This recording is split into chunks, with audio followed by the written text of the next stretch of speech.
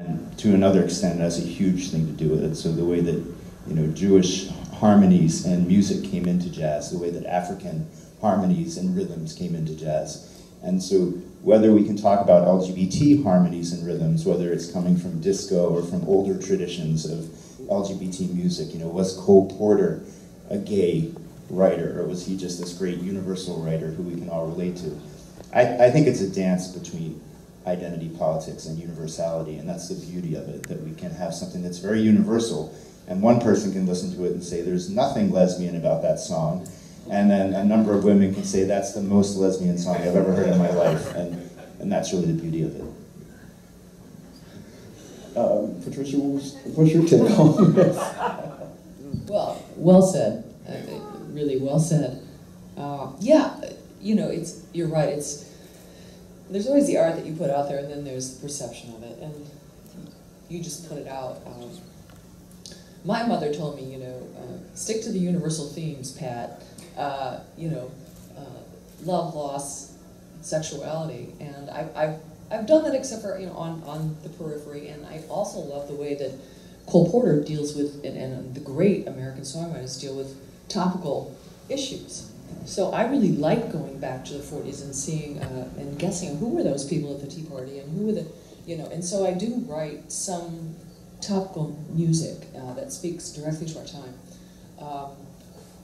I've written only 2 straight-out gay songs. One's called Narcissus, and I wrote that part of the song cycle for the Guggenheim Fellowship, and the other one's on the latest record. It's called Devil's Food.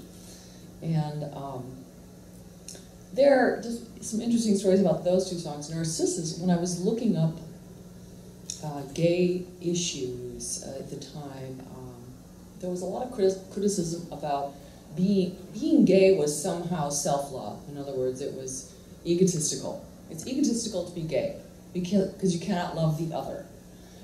And so by its nature, then it's narcissistic, and that's a bad thing. Narcissistic is a pejorative term in that. And so I decided to take that term and turn it on its head.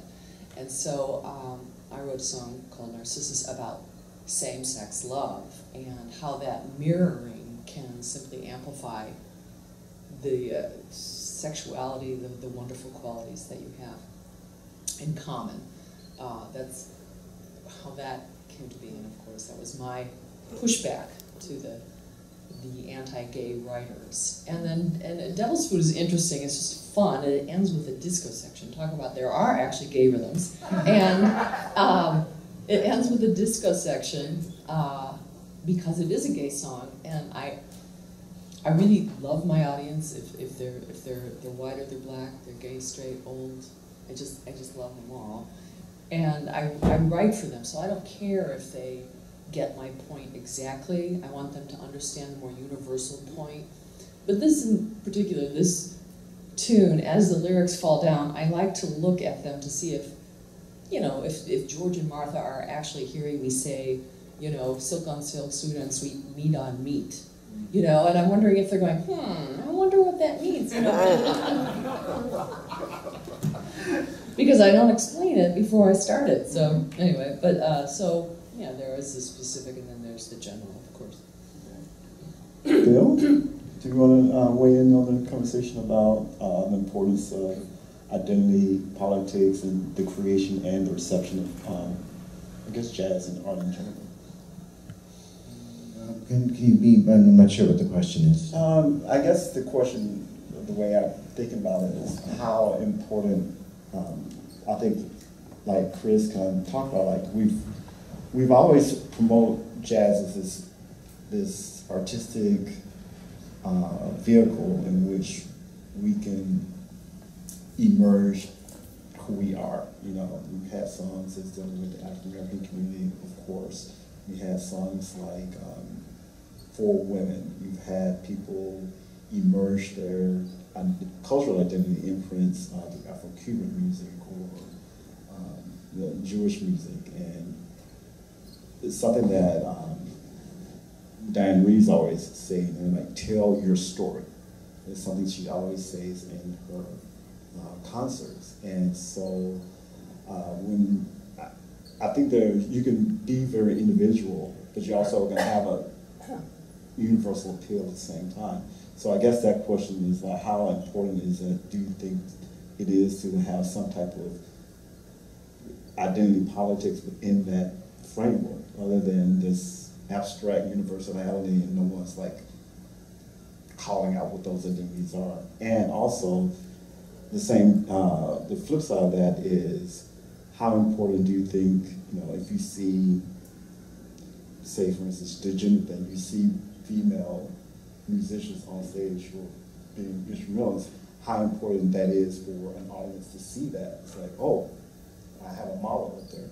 Or if it's a openly gay jazz artist, for a young kid who's probably dealing with some issues with sexual orientation, oh, here's a gay person who's playing drums, here's my model. Okay, well, yeah, the last thing you said does register with me, because I think obviously if younger people see that, or see that someone gay does what they do, or does what I do, or what Patricia does, they think, well, I can do that too. So I mean, that's important, and that's one thing about this festival to me. To me, it is sort of political, and the gay and lesbian, LGBT artists that are here are standing up and saying, we're here, and that's important, and people see that, and so I think that's maybe the most important thing about this festival, in a way, is to just to be here. And obviously it's very public for someone like me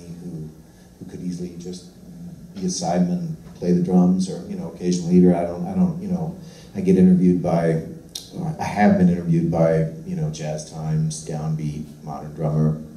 They don't ask me personal questions, and I think that's appropriate, because when a music magazine interviews me, I prefer they ask me about music. I mean, if they did ask me about being gay or something, I would probably answer the question, but I probably wouldn't want to dwell on the subject, probably.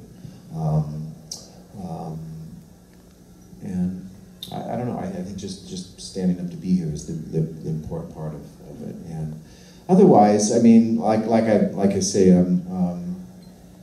most of what I do, it's about music, and it's purely music. So. Okay. Here's another question for all y'all, and be brief. When you're emerging as your professional selves, as drummers, singers, pianists, whatever, did y'all have any gay artistic heroes that inspired you? And I mean this in a broad way. Now, it can be from the world of literature, it can be the world of fashion, it can be actors, it can be musicians. If you had those, who were they and how did they inspire you? Chris? Sure, I have a number of them. Some might be controversial. Tchaikovsky was a wonderful, I'll say, homosexual musical inspiration to me. And when I listen to Tchaikovsky and I know his biography, and there's certain symphonies that just have this deep emotiveness to them, and I know were written right around the time that he was struggling with his homosexuality, and so I can relate to him as a person dealing with a particular time and place with what it meant to be a person attracted to men, and how, in my opinion, again, that gets expressed in his music. Is it true? He's not around for me to ask him, but I can embrace his music in that way, from the classical realm, and in the jazz realm, and in the disco realm, and all the other musical realms I love. I love Sylvester, for example, this wonderful disco performer from San Francisco who subsequently died of AIDS, but he just had the most joyful music. You make me feel mighty real. Like that whole idea of what it means to be real in a world where society tells you that something about you isn't real, or that something about you should be denied or pretended. And just all those messages I got from Sylvester, he's certainly been, a huge inspiration for me.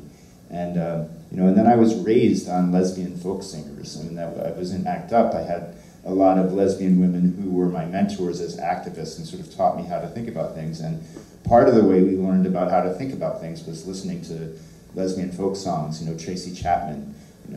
The lyrics that she wrote that were sort of challenging people to think about social justice issues. And that was the first time I had heard an artist, out of her sexuality expressing these social change ideas. So I feel really blessed that I had the women around me to expose me to that music. Otherwise, I might have been listening to the Bee Gees for the rest of my life, as much as I love them.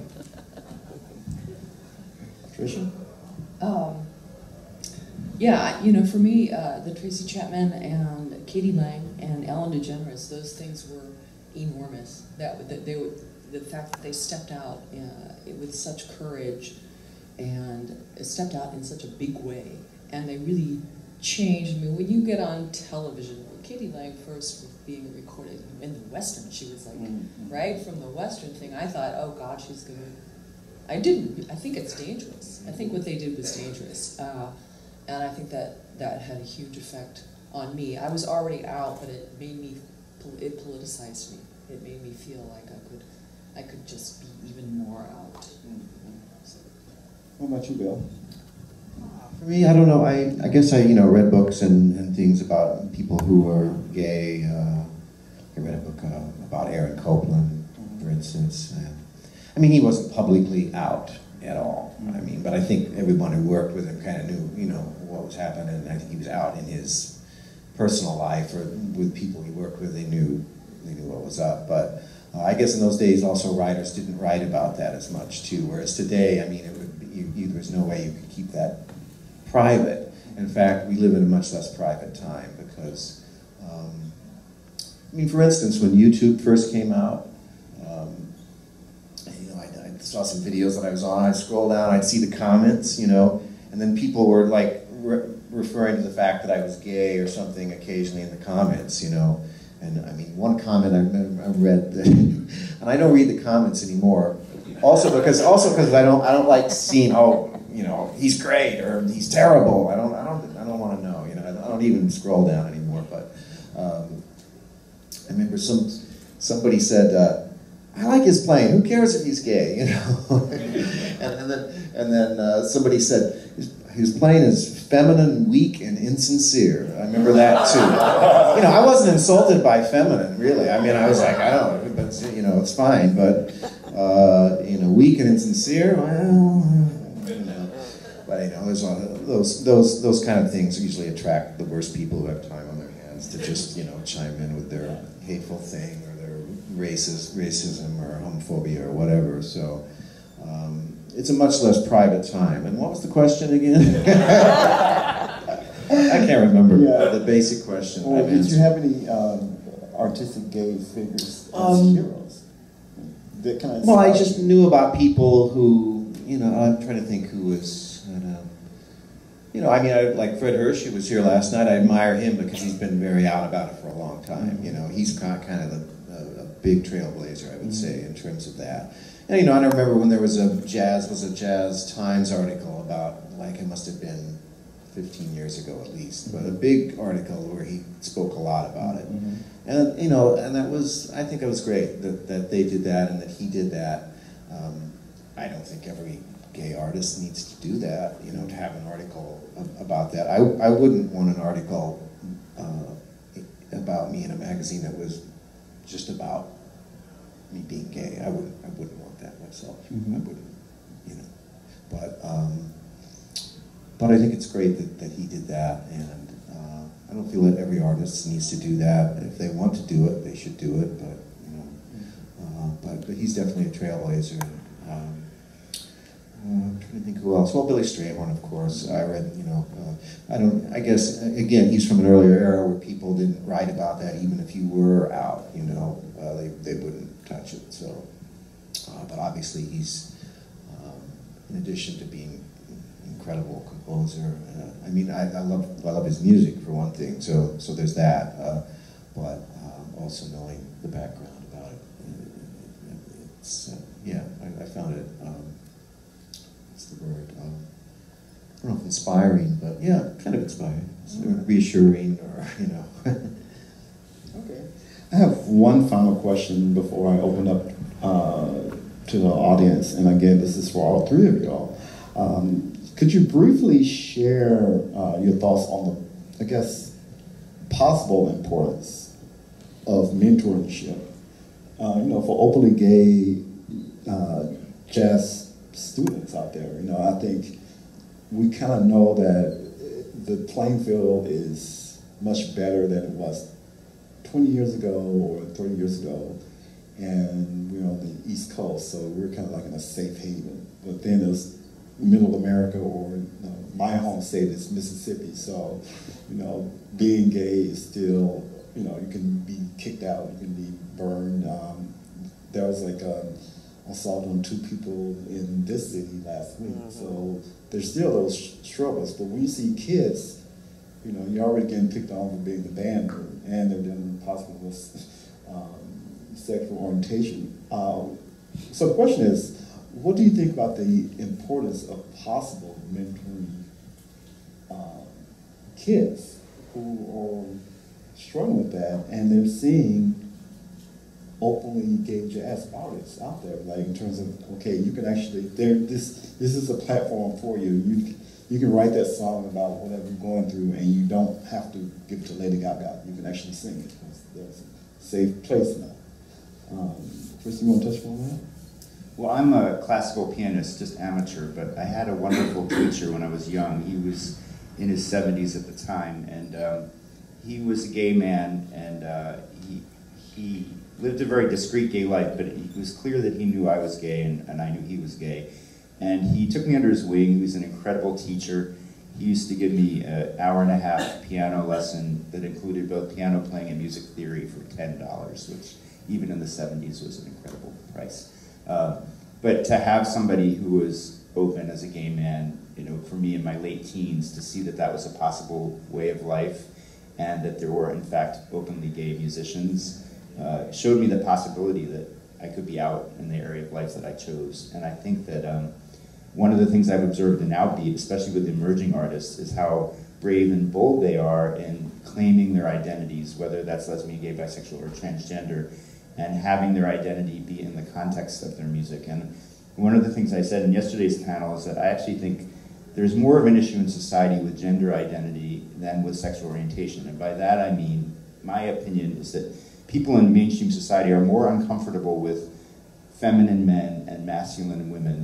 That's the fundamental issue. It's not really what the sex is about, in my opinion. And so there's all this interesting experimentation with gender identity among jazz performers now, and a lot more comfort with butch women, with effeminate men, taking the place and really having that be a powerful part of their identity, and having mentors in the generation above who similarly were bold in that way. So I think one of the great things about artists being open about whatever their identity is that it allows a younger artist who relates to that identity, whether you're lesbian, gay, bisexual, transgender, or a heterosexual ally, which may feel safer for some sexual minority kids, that allows them to see, again, as was the case with me with my piano teacher, wow, there's the possibility to be open and out and be exactly who I am, and that there's a power in art in being exactly who you are and not having to pretend to be something else. And I think one of the great things jazz has offered is the possibility to be different and to be an outsider on the one hand, or not to be, to claim that space within the universality, that my identity really doesn't have anything to do with my jazz performance. I'm just a great performer, is one option. Or there's another option, and probably a gray area in between, of saying that my jazz performance has a lot to do with my identity, and I'm expressing something very unique about my identity through the way I perform. And so to have really terrific mentors who represent that range of the ways that people express their jazz performance, I think is powerful, and that people actually get to choose. I'd rather choose an artist for whom being gay isn't really a big part of his or her identity, or I'd rather choose a mentor for whom that's everything, or somewhere in between. So I think the mentorship piece is key, and one of the things I'm most excited about from OUTBEAT is I think in the next generation we're going to see an explosion of identities, some of which haven't even been named yet. Lesbian, gay, bisexual, transgender, but types of identities we've never seen before. I think that's what the next 10 to 20 years look like, and that jazz has a history of creating a space for all of those alternative identities. That's what's so brilliant about it. It's so universal that you can be an African-American person, you can be white, you can be a man or female, you can have all these different sexual identities, you can be from different geographic areas, you can speak different languages, and jazz gives you a universal language to talk about that. Thank you. Well put. I think part of being an artist, especially if you're a songwriter, you know, I do deal with text and lyrics, so you're going to get a more pointed, specific idea of a story, a narrative. And I do think that part of your job, one's job, being an artist, is to be, as Milan Kundera put it, ruthlessly individual. But I mean that in all respects, not just in sexuality, and confident and with who you are. And I think Bill Stewart is a perfect example, you know, that he just is who he is. He happens to be this super, super, super hip drummer who plays with the hippest jazz people on the face of the planet. And I'm sure that there are young men who are looking up to him and thinking, wow, that's going to work. I can actually do this, because I did want to say I think it's harder for men than for women. I think it's always been harder, and I noticed on the road, the van thing, you know, the men thing. I always work with men. I never work with women. I always work with men, and there's a kind of a patois that they have that's so them, so masculine, and it leaves me so out of it that I would prefer to travel alone, actually.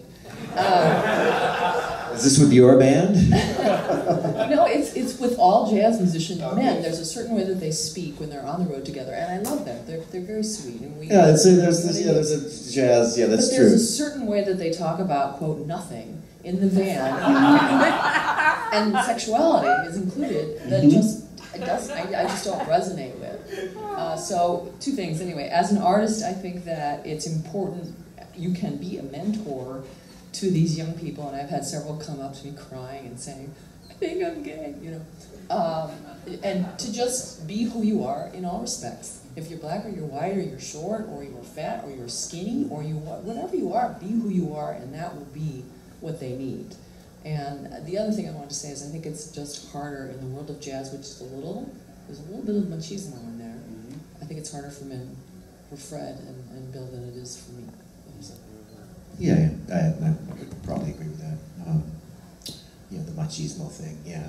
But you were asking about mentoring, but also like the current generation, and yeah, I do think it's going to be easier for them. I mean, it's easier now than 20 years ago, like you said, and you know, the college age students, for instance, the ones that I see, I think they have almost no very few issues about it at all. I mean, and it's great. So, and in fact, I mean, I did a little workshop at NYU a while ago, and somebody asked, "You go on a road, and how does that work? Do you have a family, and how does that work for you?" And I was like, "Well, yeah, I have a boyfriend and 2 cats, you know."